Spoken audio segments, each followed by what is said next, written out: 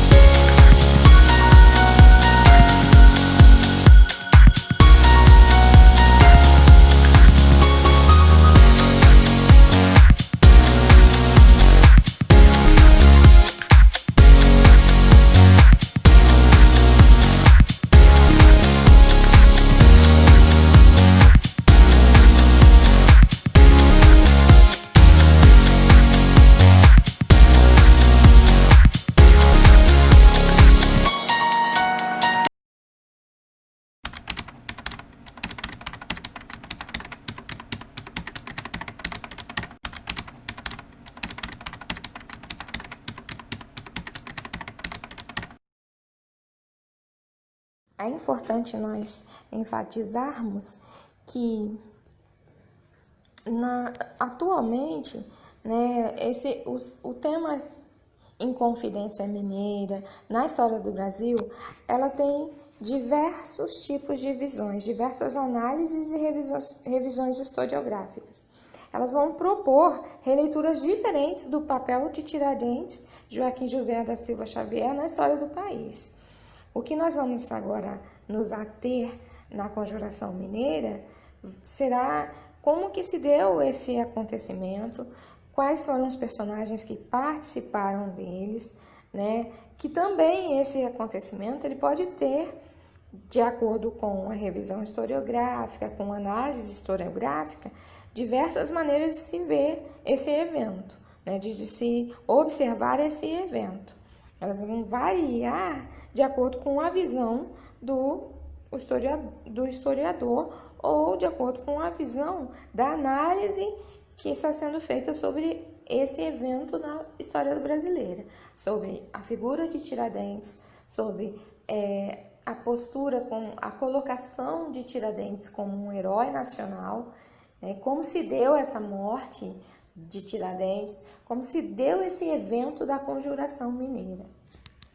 No Brasil, nós temos 2 feriados nacionais que são relacionados à independência do Brasil.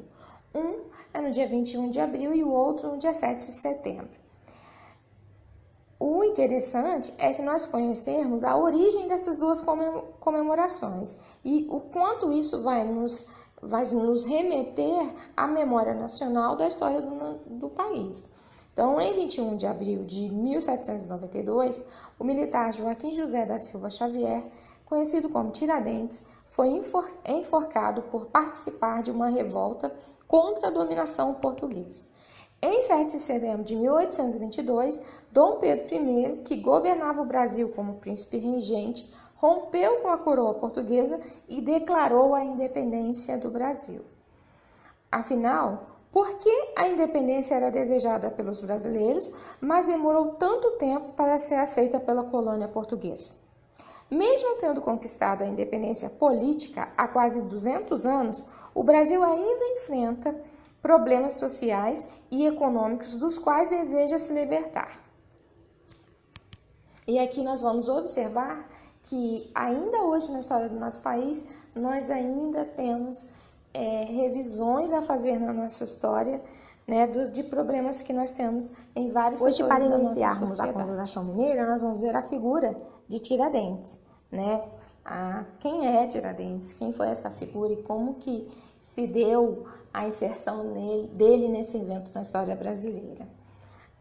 Tiradentes era o apelido atribuído a Joaquim José da Silva Xavier, que ficou famoso por ser um dos líderes da Inconfidência Mineira e por ter sido o único entre os inconfidentes a receber a pena capital, isto é, a pena de morte pela forca. Ele é nascido em 12 de novembro de 1746, na capitania de Minas Gerais. Durante o Brasil colonial, Joaquim José ele desempenhou várias profissões. Entre elas estava a de dentista amador. Por isso, o apelido, então, de Tiradentes. Além de dentista, ele tentou a sorte como tropeiro, que era condutor de tropas de animais, transportadoras de mercadorias, minerador e mascate, mercador ambulante, mas ele fracassou em todas. A única profissão que lhe rendeu estabilidade foi o posto de alferes. O que seria, então, alferes? Patente abaixo da de tenente da cavalaria de Dragões Reais de Minas, a força militar atuante na capitania de Minas Gerais e subordinada à coroa portuguesa. Vamos começar esse capítulo, então, mostrando para vocês que vários elementos vão levar, então, à insatisfação tanto de Tiradentes quanto de outros revoltosos também, quanto à economia, quanto à situação econômica, quanto a questão da colônia de Portugal, né, no caso o Brasil, ser explorado pela metrópole. Então essa insatisfação, esse descontentamento colonial é o que vai levar então à Inconfidência Mineira. né? O descontentamento seria contra o quê? Contra as restrições ao desenvolvimento. Então, a metrópole, ela impunha à colônia restrições para que ela não se desenvolvesse.